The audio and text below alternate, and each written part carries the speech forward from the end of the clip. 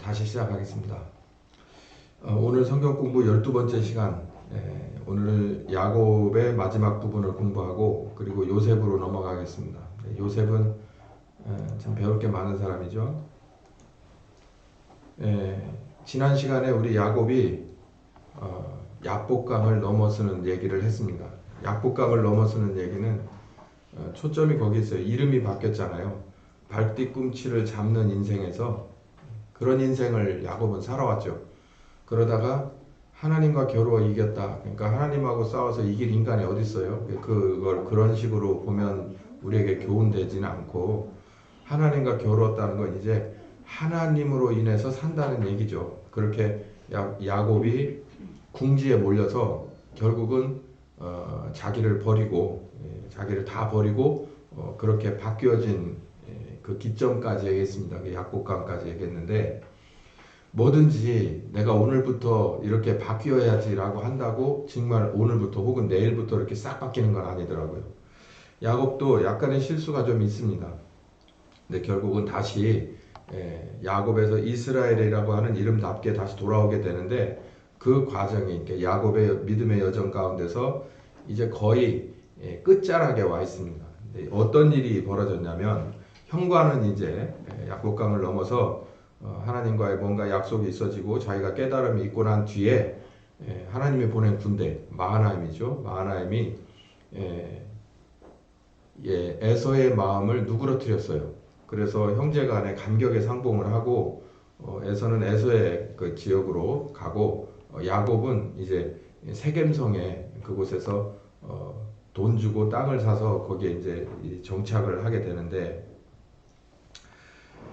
그럼에도 불구하고 야곱이 하나님 앞에서 잊어버렸거나 혹은 알고 있는데 차일필 미루던 게 하나 있었습니다. 그게 뭐냐면, 루스에서 돌베개를 베고 잠을 자는 둥 마는 둥 하면서 꿈인지 환상인지 아니면 현실인지 모를 그런 하나님과의 언약이 처음에 되고, 베델이라고 이름 짓고 거기다 자기가 베고 잤던 걸 바위를 갖다 놓고 여기가 하나님의 성전이 될 것이고 뭐 이렇게 호언장담한 자리가 있잖아요. 그래서 그 이야기 중에 야곱이 약속을 하잖아요. 당신이 나와 함께 하셔서 무사하게 일로 돌아오게 한다면 두 가지 해드리겠습니다. 여기에다가 이 돌에다가 내가 여기 선 자리에 이게 바로 성전 기둥이 돼서 이게 하나님의 전이 될 것입니다 라고 얘기를 하고, 두 번째는 내가 돌아올 때 내가 가진 것의 10분의 1을 당신 앞에 드리겠습니다 라고 약속을 하죠. 그런데 돌아왔는데 베델로 돌아가서 약속을 지키지를 않아요. 근데 하나님은 이거에 대해서 모르고 있었겠냐는 거죠. 그래서 여러분 이제 야곱의 전체를 쭉 읽어보다 보면 하여간 알고 있었을까 아니면은 모르고 있었을까 아니면 알면서도 내일 가야지 모레 가야지 하고 자꾸 미룬 것이 그때까지 간 걸까. 어쨌든 그렇게 답보 상태에 빠져버린 야곱의 여정의 끝자락에서 집안에 작지 않은 사건 하나가 일어납니다. 이 얘기를 하기 전에 제가 요 얘기를 오늘 오전에는 여러분께 드리고 싶어요. 사람이 짐승하고 다른 게 몇 가지가 있는데, 하긴 짐승도 그렇진 않을 거예요. 저는 애완견을 좋아하니까 애완견을 기르다 보면요, 여러 타입의 애완견이 있지만 이 녀석들을 잘 다루다 보면 가르쳐주면 쉽게 눈치 보고 따라가는 애가 있어요. 그렇지 않고 그거 잘 못 따라가는 애가 있습니다. 그렇듯이 우리는 그보다는 훨씬 더 고등이잖아요. 그리고 분별력이 있으라고 저렇게 어렸을 때부터 나이 먹을 때까지 평생 교육도 받잖아요. 근데 가만히 보면 이 야곱을 통해서 여기 지금 이 집안에 이 사고가 아주 크게 나거든요. 근데 이전에 베델로 올라갔으면 어떻게 됐었을까라고 하는 아쉬움이 남아요. 문제는 그 전에 못해서 결국은 이런 사건이 벌어집니다. 그래서 결국은요, 베델로 다시 하나님에게 약속했던 걸 기억하고 글로 다시 올라갈 수밖에 없는 상황이 됐어요. 저는 어디에 초점이 있냐면, 하나님에게 약속을 했고 내가 그걸 기억을 하고, 약속을 했으면 기억을 해야죠. 기억을 하지 않으면 그 약속 자체가 의미가 없지 않습니까? 근데 기억을 하고 있었으면 그 약속이 이루어졌다면 나도 그 약속대로 하나님 앞에 실행을 해야 돼요. 근데 그게 A입니다. 약속을 했으면 늘 기억하고 있다가 실행을 하는 거예요. 그게 사람이든 하나님이든. 그게 A점, A학점인데 그렇지 못하고 여러 가지 이유로 내가 자의든 타의든 잊어버리고 있었단 말이에요.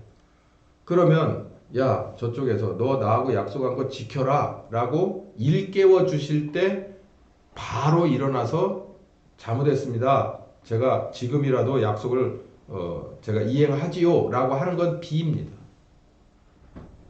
근데 C나 낙제는 뭐냐면 C는 그냥 이건 재수강이잖아요. 낙제는 뭐냐면 맥살을 잡고 흔들어서 땅바닥에 쳐박고 물속에 집어넣어서 그 약속을 이행하게끔을 만들었는데 그 다음번에 또 그래. 이건 정말 쉽지 않습니다. 근데 우리가 그 개만도 못한 짓을 한다는 얘기예요. 그러지 말아야 된다는 거. 바보 아니잖아요. 하나님은요, 여러분 절대 하나님은 이렇게 형상이 없다고 해서 없는 분이 아닙니다. 하나님이 없다고 생각하면 정말 우리들은 참 불쌍한 사람들일 거예요. 근데 문제는 하나님이 진짜 있다고 생각하는데 예수 믿는다고 하나님 믿는다고 오면서 하나님을 있는 둥 없는 둥 대한다? 그럼 그 사람은 진짜 더 큰 문제입니다. 야곱 얘기를 한번 좀 해볼게요. 여러분도 보면 참 안타깝습니다. 이 야곱이 형하고 사고치고서 어머니가 뒷문으로 빼돌려서 도망을 갔어요. 얼마나 이게 마음이 막 힘들겠습니까? 살기가 막 등등한 형이 지금이라도 당장 이 어둠 속에서 뛰쳐들어와서 그냥 나를 어떻게 해버릴 것 같은 그 골짜기 어딘가에서 그 두려움에 떨면서 잠을 자다가 그냥 지푸라기라도 잡는다고 아버지와 아들과 아버지 하나님, 할아버지 하나님 어디 계십니까? 이러다가 그 하나님이 나와서 약속을 하고 마음에 평안을 얻고 잠을 자고 그 다음날 떠났어요.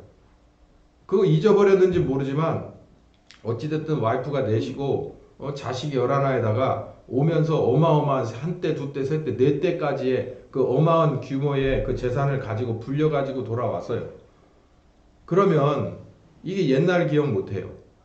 돌아가지 않아서 오케이. 그러면 이제 무슨 일이 있느냐? 창세기 34장에 야곱에게 딸이 하나 있었습니다. 딸이 하나 있었는데 이름이 디나인데 이 디나가 그 자기가 이 거주지로 삼던 이 세겜의 성에서 그 추장의 아들이 이 야곱의 딸을 사랑하다가 잘못해서 범해버린 거예요. 강간 사건이 일어난 거죠. 자, 그런데 이 세겜이라고 하는 그 성의 이름인데 결국은 사람 이름도 세겜이라고 성경에 나오거든요. 이 아들, 그 당사자와 그 범인과 그리고 당사자 아버지가 와가지고 야곱에게 그럽니다. 이거 정말 우리가 잘못된 일인데 그러지 말고 기왕에 이렇게 애들끼리 좋아서 한쪽이 좋아서든 둘이 좋아서든 이렇게 사고가 났으니 차라리 우리 합법적으로 결혼시키자. 이렇게 나오니까 야곱이 요즘 애들 말대로 멘탈이 붕괴가 된 거예요. 이걸 어떻게 하면 좋을까? 이걸 거부하기가 쉽지가 않은 거죠. 거부를 하긴 해야 돼요. 왜냐하면 아브라함과 이삭과 야곱은 모두가 다 이 혼인에 관한 전통이 있어요. 이 혼인에 관한 전통을 잘 지켜왔는데 이게 이러다 보면은 가나안 족속들하고 사돈을 맡게 생겼네. 야 이거 큰일이다. 이러다가 야곱이 지혜를 냅니다. 그래 혼인 원칙적으로 찬성이고 조건이요. 조건이 있는데 뭐가 있냐면은 하면서 조건을 얘기합니다. 우리는 모두 하나님 앞에서 할례를 받고 약속의 증표를 가지고 있다. 너희도 그렇게 했으면 좋겠다. 우리하고 사돈 되려면 그렇게 안 하면 우리는 사돈 맺을 수가 없어 라고 얘기하니까 그래 가만히 생각해 보더니 그래 알았어 그러더니 그 집안이 그 가해자 집안 모두가 그 지역에선 유지죠 추장이니까 모두가 다 자 오늘부로 우리 모두 할례를 받자 그래가지고 그 남자들이 모두가 할례를 받았어요. 그러면 이제 그 기간이 끝나면 상처가 아물 기간이 끝나면 이제 혼사로 본격적으로 들어갈 날을 이제 기다리고 있는데 어떤 일이 벌어지냐면 야곱의 아들 중에서 시므온과 레위가, 그러니까 이 와이프가 넷이었는데 그 와이프 중에서 시므온과 레위, 그 다음에 이 디나, 이렇게 있던 그 레아의 족속들의 그 오빠가, 직접 오빠죠, 친오빠가, 배다른 오빠가 아니라 친오빠가 둘이 들어가 가지고 그 집안의 남자들을 다 도륙해 버립니다. 그러니까 상처가 있고, 그리고 이게 아물기를 원해서 다들 그냥 이렇게 활동력이 떨어질 때 저녁 때 조용히 들어가서 다 그냥 없애버린 거예요. 그러니까 일이 그렇게 벌어지니까 안 되겠다 싶어서 야곱의 전 집안이 나서서 이 하물의 집안을 전부 다 도륙하고 그냥 다 가서를 뺏어오고 뭐 이렇게 됩니다. 그러니까 사실상 습격. 자, 이렇게 일이 걷잡을 수 없는 상황이 된 거예요. 걷잡을 수 없는 상황이 됐는데 야곱 입장에서는 이제 훗날이 걱정스러운 거죠. 자기들은 이민자인데 꽤 규모 있는 이민자긴 한데 그 땅에 들어와서 돈을 주고 여기에서 이렇게 새는 아니고 그냥 이렇게 뭐랄까요? 그냥 이렇게 얹혀 더부살이 비슷하게 이렇게 사는 거예요. 근데 이 아들이 결국은 그 지역에서 추장내 집안을 완전히 다 도륙해버렸다. 그러면은 다른 데서 연합해가지고 이 야곱의 집안을 다 쓸어버릴 거다라고 야곱은 이제 두려움을 느낀 거죠. 이러면은 멸족이에요. 야곱 일가는 그냥 다 끝나고 여자들 다 이리저리 뿔뿔이 흩어질 거고, 그리고 자기의 모든 재산도 다 날아가게 될 거라는 거예요. 이거 그러니까 정말 끝장난 그런 상황이 된 거죠. 초일기에 들어간 거죠. 그래서 이 야곱이 정말 두렵고 떨렸는데 가만히 생각해 보니까 언젠가 내가 이런 감정을 한번 가졌었지라고 생각하니까는 그 옛날에 베델이 생각이 난 거예요. 내가 이렇게까지 머리끝에서 발끝까지 내 심장이, 그리고 모든 마음이 이렇게까지 뛴 적이 없었는데 라고 생각을 해보니까 그때 있었어요. 그리고 베델의 약속이 생각난 거예요. 안 되겠다. 그래서 다시 베델로 올라가자. 베델로 올라갑니다. 그래서 야곱이 베델로 올라가서 단을 쌓아요. 단을 쌓는다는 얘기는 거기다가 단을 쌓아가지고 무슨 뭐 하나님 앞에 뭐 제사를 뻑적지근하게 지금 제사를 받아주시면 우리가 뭐 이제 승기를 잡고 이런 거보다도 단을 쌓으면서 자기가 자기를 추억한 거예요. 그 옛날에 내가 형한테 사고치고 뒷문으로 도망치던 그날을 생각한 거예요. 그리고 은혜 주시던 그날을 생각한 거예요. 그래서 도망하던 것을 추억하면서 지금 이 난국은 어떻게 해결해야 됩니까? 라고 뒤늦게 하나님 앞에 물어본 거죠. 근데 하나님은 뜻밖의 얘기를 합니다. 이름을 나눠주시고 이름을 바꿔주세요. 여기 야복강에서 또 그랬죠. 이제 야곱이라고 하지 말고 이스라엘이라고 하라. 이 얘기가 왜 또 여기서 재방송이 될까? 그러니까 야곱은 야복강에서 하나님과 겨루어서 이기면서 내가 여지까지 내 삶의 자체가 하나님을 의존하는 것이었을 뿐이에요. 그러니까 하나님을 전적으로 주인으로 하고 따라간 것이 아니라 나는 하나님을 필요에 따라서 의존했을 뿐이지 결국 주체는 자기였다는 것을 안 거죠. 그리고서 이제 바꾼 거예요. 바꾼 게 이제 야복강인데 결국은 그 삶으로 행동으로 증명되지가 않아요. 그러니까 은혜는 은혜고 현실은 현실인 거예요. 그러니까 바로 그런 큰일이 뻥 하고 터진 거죠. 근데 그나마 아이고야 정신 똑바로 차리고 이제는 더 이상 발뒤꿈치 잡는 야곱 차원에서의 그런 이 잔수를 쓰려고 하지 않고 베델에서 만났던 하나님을 생각하고 그리로 올라갔다는 게 그나마 살 길입니다. 고집 피우지 않은 거죠. 그리고 올라가서 하나님이 그럽니다. 너 다시 야곱 스타일이 아니라 이스라엘로 바뀌어야 된다라고 약속을 해주는 거예요. 그리고 변함없이 너희 할아버지, 너희 아버지에게 했던 땅의 기업과 후손이 번창하는 것을 주겠다. 그러니 뭐예요? 너 바뀌어야 된다는 얘기죠. 그러니까 너 안 바뀌면 지금 니네 아버지, 할아버지에게 줬던 이런 거 다 없다는 거예요. 약속의 의미가 없잖아요. 지금 다 멸족당해버리게 생겼잖아요. 그 뭐 땅이 무슨 필요가 있고 앞으로 그 땅에서 번성할 뭐 후손이 무슨 필요가 있어요. 지금 당장 아주 그냥 종이 끊기게 생겼는데 가문이 문을 닫게 생겼는데 그러니까 어디에 뭐가 있냐면은 이거는 야곱이 이스라엘로 바뀌어야 된다라는 전제가 들어간 거죠. 그래서 베델에서 다시 한번 하나님이 첫 번째 만남에서 그 어마어마한 야곱의 그 이빨린 그런 뭐 성전을 져주겠습니다. 뭐 11조를 드리겠습니다. 이런 거 말고 하나님은 정말 야곱을 구원하시는 얘기를 하는 거예요. 너 이제 야곱 바뀌어야 돼. 야곱의 이름에서 이스라엘로 바뀌어야 된다. 그리고 야곱이 그걸 배우고 나서 내려오는데 이 일이 쉽게 무마가 됩니다. 왜냐하면 이게 참 정말 재밌는 게요. 평상시 같으면 예를 들어 생각을 해보세요. 어떤 이민자들이 와가지고 우리 주변에서 일을 하다가 패싸움이 났네. 그래가지고 이래저래 해가지고서 어떤 몇몇 사람들이 다치거나 죽었어요. 그러면 주변 사람들이 뭐 요즘 같으면 SNS 찍어가지고 난리 날 거 아니에요. 막 좌표 찍고 막 악플 달고 막 와가지고 막 돌려보내라. 뭐 기타 등등 그렇게 할 거 아닙니까? 근데 그 뒤에 후유증이 없어요. 이유가 뭐냐면 본문을 잘 읽어보면 하나님이 야곱하고 함께하기 때문에 주변 사람들이 두려움을 얻었다라고 그랬어요. 그러니까 야곱이 사실 잘했다 못했다라기 전에 하나님이 당신의 말씀을 이행하는 거예요. 하나님이 당신의 말씀을 이행을 하는데 그렇게 하시는 거예요. 그래서 하나님이 함께 하시는 야곱을 보고 두려움을 얻어요. 그래서 감히 어디다 대고 뭘 할 수 없게끔 만들었어요. 그래서 이런 일이 있고 나서 이제 공교롭게도 베냐민을 출생하던 라헬이 죽었다는 소식을 듣습니다. 그리고 이제 이삭도 이삭 자기 아버지죠. 이삭이 180세를 살고서 죽는 이렇게 야곱에 관한 이야기가 이 정도가 됩니다. 이제 이러고 나서 결국은 야곱은 언제 죽냐면 여기서 죽는 게 아니라 애굽에서 죽어요.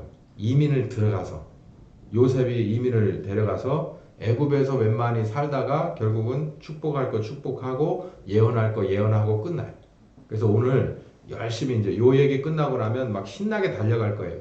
그래서 요셉에 관한 얘기를 다 오늘 오전에 다 끝낼 거고 그리고 오후에는 요셉에 관한 그래서 뭘 배워야 되는가 얘기를 들을 텐데 오전도 중요하지만 오후는 굉장히 중요할 겁니다.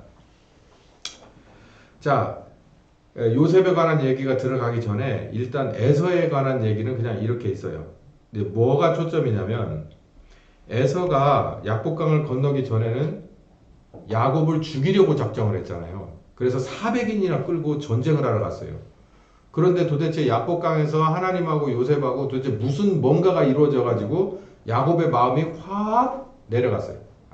에서의 마음이 그냥 편안하게 내려갔어요.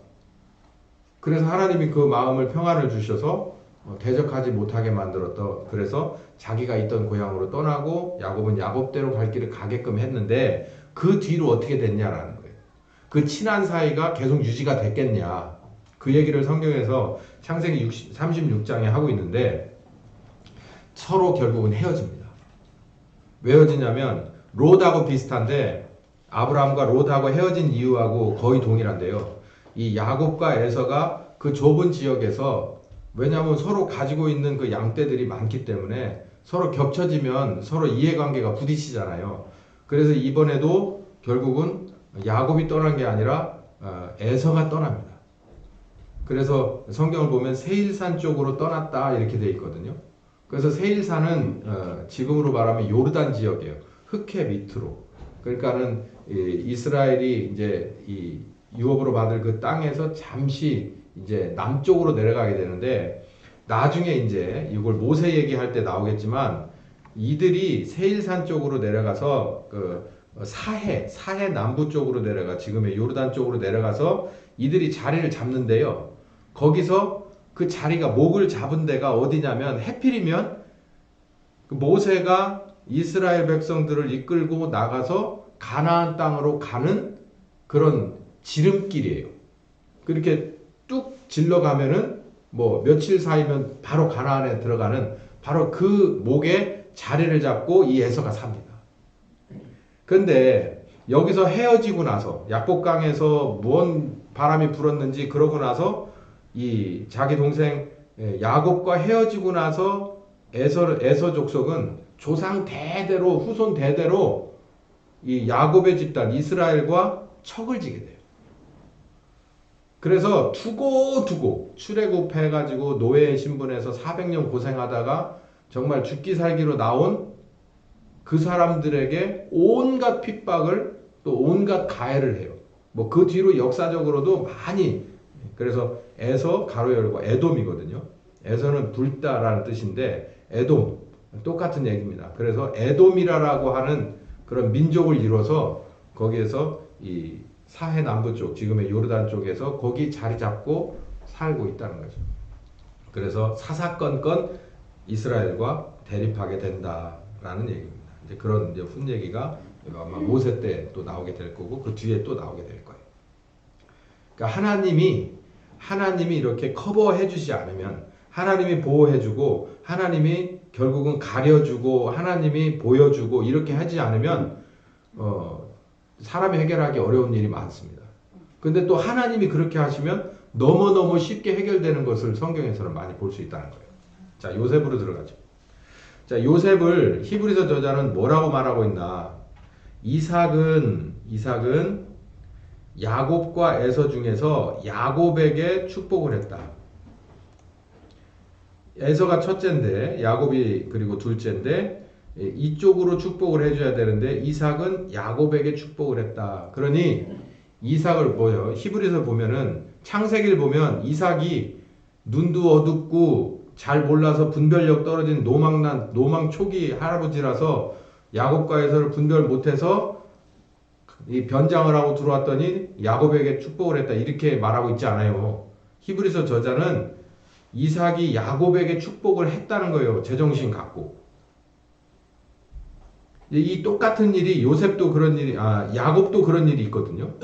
야곱이 자기가 이렇게 형이 받아야 될 걸 자기가 받았잖아요. 그러고 나서 야곱도 또 무슨 일을 벌이냐면 요셉의 두 아들이 있어요.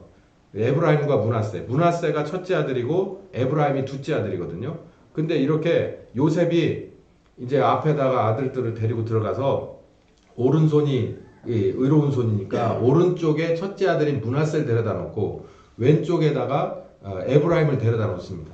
근데 야곱이 눈이 별로 잘 안 보여요. 그런데 왠지 이상하게 이렇게 손을 얹으려고 가다가 이렇게 하는 거예요. 그래서 이렇게 엇갈린 손으로 축복을 하거든요. 그러니까는 툭 하고 손을 잡습니다. 아들 요셉이. 아버지 이건 아니죠. 그러고 또 손을 딱 잡아요. 그러니까 탁 뿌리치면서 아들아 내가 안다. 한 번이 아니라 두 번을 그래요. 아들아 나도 안다고. 그러면서 이렇게. 그러니까 요셉은 첫째 아이가 장자의 축복을 받는 게, 장자의 축복이 뭐냐면 재산의 축복이라기보단 하나님의 함께 하시는 축복인 거죠. 그걸 받아야 되는 게 맞다고 생각했는데 야곱 자신도 그랬고 그걸 알고 있는 야곱이 이렇게 엇갈려서 축복을 해요. 그 얘기를 히브리서 저자는 거기에 포인트를 딱 잡고 있어요. 그건 뭐냐면 하나님의 큰 그림 안에서 볼 때 이 약속이라는 건, 하나님의 약속과 축복이라는 것은 땅에 있지 않고 사람 숫자에 있지 않다는 거예요. 그것이 무엇이냐면 바로 예수 그리스도에 관한 축복이라는 거예요. 왜냐하면 그게 하나님 아버지의 입장에서는 가장 우선이고 최고의 사랑하는 방법이기 때문에 그래요. 그 축복이 면면이 이렇게 내려가는데 그게 에서에서 그러니까 이삭의 때에 에서나 야곱이 있을 때 정상적이지 못하게 내려갔고, 또 야곱의 때에 요셉의 아들 두 아들 중에서 정상적이지 않게 에브라임에게 내려갔다라는 것을 히브리서 저자가 그걸 나오고 있어요. 그건 하나님이 개입하고 있다는 얘기죠. 이 이상의 많은 얘기가 있는데 어쨌든 이렇게 야곱에게도 축복, 요셉에게도 아들의 축복, 떠날 것을 유언하는 뭐 이러는데 공통점이 뭐냐면 하나님과의 언약을 면면히 계승하고 이어주고 받아가고, 이 축복을 이삭과 야곱과 요셉이 모두 동일하게 받습니다. 그러니까 지금 구약 얘기를 하기 때문에 뭐 땅 얘기하죠. 땅의 기업 얘기하고 그다음에 사람의 뭐 숫자 얘기를 하는데 그런 것도 그때는 굉장히 중요했을 거예요. 그런데 신약의 저자들은요, 이 히브리서 저자뿐만 아니라 바울도 그거에 연연하지 않습니다. 가만히 생각해 보세요. 바울이 성경을 썼던 시절이 어떤 시절입니까? 굉장히 혼란했던 시절이거든요. 식민지로 사로잡힌 지 몇백 년이 지난 상태예요. 근데 바울은요, 그런 거 신경 개의치 않아. 그럼 뭐라 그러냐면, 이 구약의 모든 얘기가 바로 메시아에 관한 얘기예요. 믿음의 모든 중심에는 메시아에 관한 얘기가 들어있어. 아브라함의 여정의 중심에는 메시아에 관한 얘기가 들어있어 라고 얘기하고 있어요. 그러니까 우리도 바울이 보는 관점을 보는 것이 맞습니다. 여정을 시작합니다. 요셉이 팔려갑니다. 자, 야곱에 집중된 사람. 야곱이 요셉을 사랑했어요. 요셉을. 이따 오후에 요 얘기를 이제 집중적으로 제가 풀 텐데요. 야곱이 왜 요셉을 사랑했을까? 요셉의 엄마를 사랑했으니까? 뭐 그럴 수도 있죠. 야곱이 라헬을 사랑했어요. 이제 그래서 라헬이 낳아준 아들이 둘 있는데 요셉을 사랑했다. 그것도 일리 있습니다.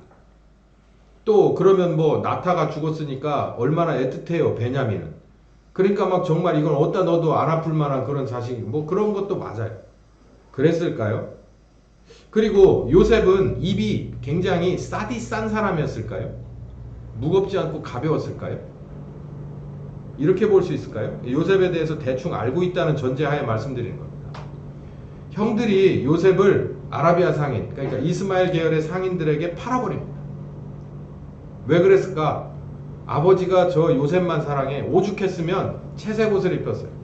그 영국의 어디 팀 보면 그 어웨이 경기, 그 원정 경기를 가게 되면 입는 옷 중에 이렇게 위에서 아래로 이렇게 이런 수직 스트라이프가 들어가 있는, 무늬가 들어가 있는 그런 걸 제가 본 기억이 나요. 지금도 그걸 입는지 모르는데, 근데 그 옷을 딱 입고 들어가면 이 검정색 바탕에 빨간 줄 이걸 입고 들어가면은 저 멀리에서도 상대방 팀을 정확하게 알아볼 수 있거든요. 채색 옷이라는 게 그런 거예요. 똑같은 계열의 옷을 다 입었는데 가는 색깔 있는 옷을 입는 거예요. 그럼 금방 내 표시나죠. 아들이 많으니까 멀리 있어도 저기 요셉이 들어가 있나 안 들어가 있나를 아버지가 알고자 그렇게 해놨단 거예요. 그러니까 형들이 싫어했던 거예요.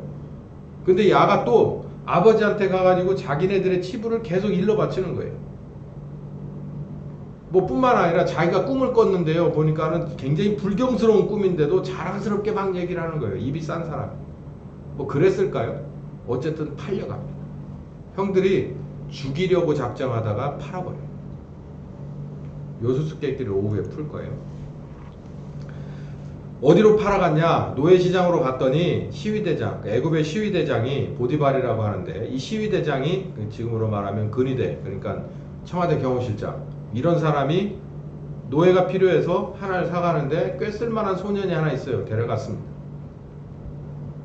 창세기 39장에 주로 나오는데, 그런데 요셉을 데려다가 들어온 지도 얼마 안 됐는데 그 집안의 모든 노예를 관장하는 아범, 조선시대로 말하면 아범, 그리고 집사 중에서도 장이죠. 그리고 요즘으로 말하면 뭐랄까, 총무라고 얘기할까요? 그런 일을 해요. 그러니까 사실은 시위대장이 있고 와이프가 있고 뭐 애들이 있으면 몇 있고 그 나머지는 모두 노예가 하는데, 그 노예 중에서 제일 큰 자를 만들어준 거예요. 총무를. 그러면 사실은 집안일에 관한 한은 시위대장보다도 더 잘합니다. 그 정도의 위에 올라가 있으니까요. 그런 데까지 올라가요. 이 요셉이 나이가 몇 되지도 않습니다. 이게 20대도 안 됐어요. 그 요셉이 거기에 올라가요. 그 뭔가 이유가 있겠죠. 그것도 오후에 얘기하겠습니다. 요셉이 정직하고 성실한 면이 있습니다. 그럼에도 불구하고 누명을 쓰고 그 시위대에 있는 저 지하에 있는 감옥에 갇혀요. 뭐 여러분 아시다시피 그 와이프가 유혹을 했는데 뭐 그런 거 안 하겠다라고 해서 갇히게 되죠. 시위대 감옥에서도 역시 총무가 됩니다. 어디 가면 갈수록 총무예요. 그래서 요셉이 총무예요. 또 총무가 됐어요. 그래서 요셉이 정치인들을 주로 이렇게 돌보고 그 사람들을 이렇게 도와줬는데, 술 맡은 관원장에게 꿈을 해주고 떡 맡은 관원장 해줘서 결국은 술 맡은 관원장이 복직이 되고 그 사람이 좀 끌어줄라나, 나이 억울하게 이렇게 여기 감옥에 들어왔는데 좀 해줄라나. 그렇지만 그냥 기억하지 않고 떠나버리고 잊혀진 요셉이 되죠. 그러다가 바로가 어느 날 꿈을 또 꾸었는데 도대체 해결할 수 없는 꿈을 꾸고, 이 꿈으로 인해서 번민에 사로잡힌 지가 수일이 지나서 몸에 살이 빠지기 시작한 정도가 돼요. 잠도 안 오고 밥도 먹고 싶지 않은 거예요. 그 꿈이 도대체 이게 무슨 꿈이냐. 그러다가 술 맡은 관원장이 식사를 이렇게 음료를 가지고 들어왔는데 계속해서 물리고, 나는 먹고 싶지도 않고 마시고 싶지도 않아. 왕이요, 왜 그러십니까? 내가 꿈을 꿨는데. 꿈요? 요셉이 생각난 거예요. 그제서야 요셉에게 전화가 아니라 뭐 어쨌든 해서 요셉이 갑니다. 그 용한 녀석 하나가 있는데, 그러고서 요셉은 그 성경을 본문을 보면 요셉이 감옥 속에 있으니까 총무라고 하더라도 뭐가 있겠어요. 그러니까 뭐 그냥 털도 안 깎고 그냥 머리도 안 깎고 이런 거를, 왕에게 가야 되니까 싹 털 깎고 뭐 머리 정돈 하고 그리고 옷 싹 입혀가지고서 데리고 올라가는 거예요. 네, 기가 막히죠. 하나님이 판을 뒤집는 방법입니다. 네? 야, 이 요셉 얘기 요즘이야 뜸하지만 옛날에 이거 갖고 세미나 엄청 하고 다녔어요. 하나님이 판을 바꾸는 방법. 그냥 이렇게. 요셉은 술 맡은 관원장에게 관심이 좀 있었어요. 희망도 있었어. 저 사람 도와주면 저 사람이 나를 복직시켜 주겠다. 내 문제를 해결해 주겠다. 근데 그 사람에 대한 기억이 관원에게도 잊어버리고 요셉 스스로도 이제는 밉다 그냥 잊어버릴 때쯤 돼가지고 일어나는 일이에요. 완벽하게 저 밑에 감옥에서 총무를 하더라도 감옥 속에 있는 죄수잖아요. 그 죄수가 왕을 만나러 가는 거예요. 성경은 그냥 아주 건조하게 얘기해요. 수염도 밀고 머리도 깎고 옷 입혀가지고 데려갔더라. 그 얘기를 책으로 쓰면 한 몇 권 나올 거예요. 그때 요셉은 무슨 생각을 했을까요? 자기가 알고 있었을까요? 그 만난 그 왕 밑에서 어쩌면 왕보다 높은 그 직위에서 평생 동안 총리직을 할 거다라는 생각을 하고 올라갔을까요? 총리가 결국은 됩니다. 그 꿈을 해몽해주고, 어라? 이 녀석 똑똑하네? 그러면은 너 한번 일 좀 해봐라! 그러고서 일을 맡겼더니 가만히 보니, 왕들은 여러 사람들을 다루어 본 경험이 있잖아요. 그러니까 딱 보니까 앱니다. 너 한번 해봐라! 그러고서 줬더니 뒤에서 가만히 보니까 일을 해요.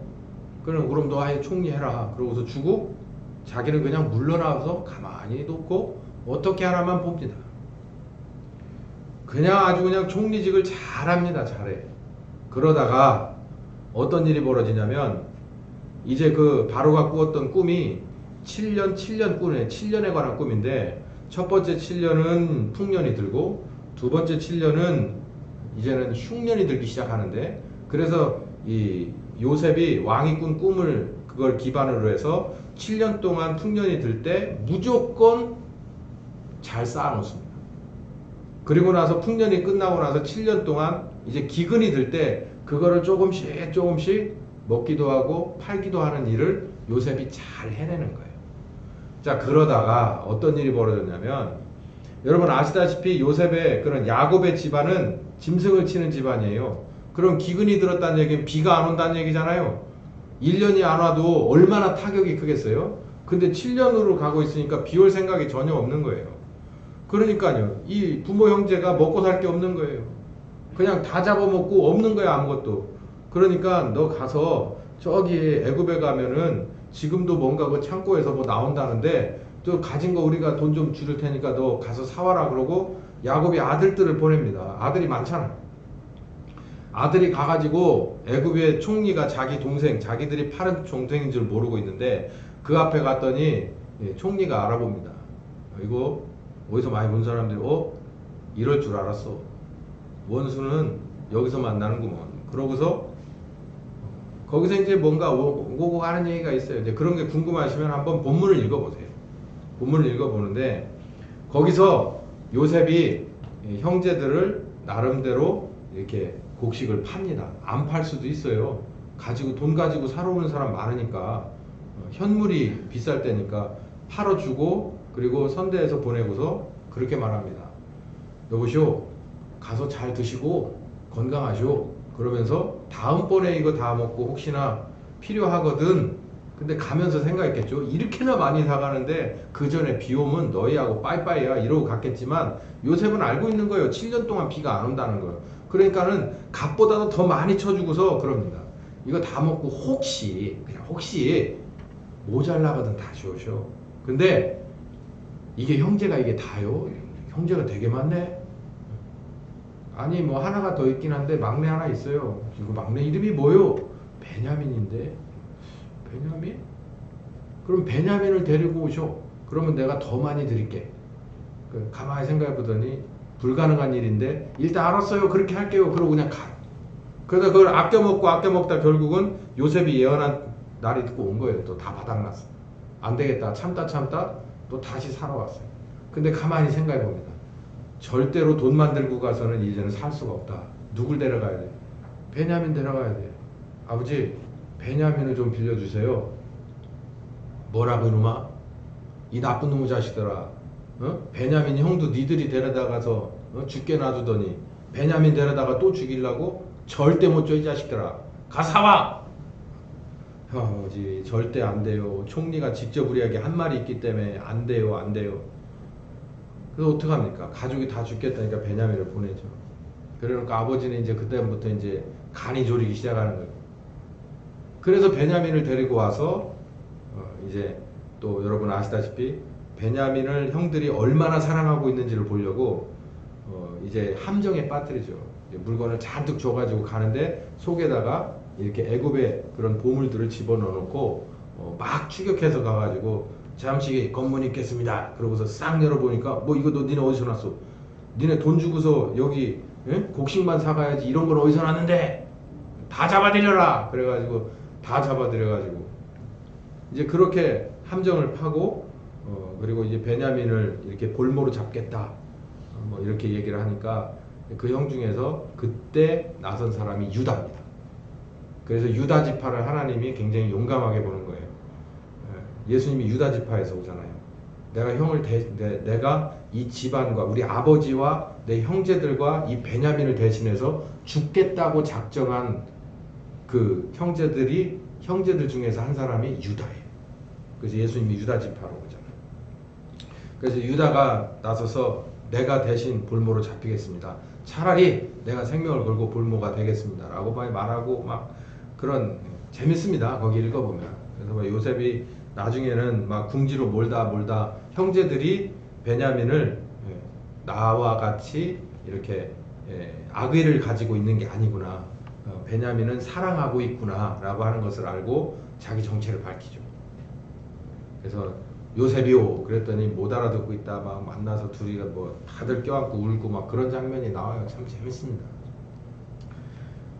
그러다가 결국은 요셉이 이제 식만이 뭐 이제 여기 요셉이 형들을 이제 베냐민을 만나고 형들을 이제 자기 정체를 밝히고 그리고 야곱의 일가를 애굽으로 초청을 해요. 아버지 전부 다. 그래서 싹 짐 싸가지고 돌아오죠. 그래서 이들이 어디에 자리 잡느냐면 바로가 준 땅 고센 지역에 정착을 합니다. 요것도 굉장히 교묘해요. 여기 이런 것들도 이제 오후에는 제가 좀 풀어서 여러분에게 좀 알려드릴게요. 그 뒤에 요셉이 정치력을 발휘해서 자기에게 이마만큼 믿고 함께 해준 힘을 실어준 바로에게 어마어마한 왕권을 강화시켜 줍니다.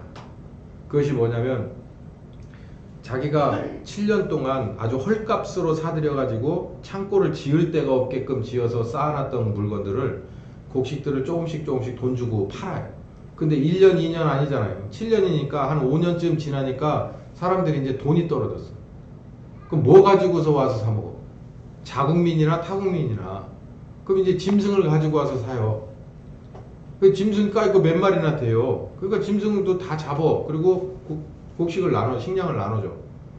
그러다가 그것도 다 팔아먹으니까 이제 뭐 반지도 빼고 뭣도 빼고 다 빼다가 결국은 두 가지 땅 남아요. 뭐냐면 땅 문서, 개인 땅 문서, 그 다음에 자기 몸뚱이.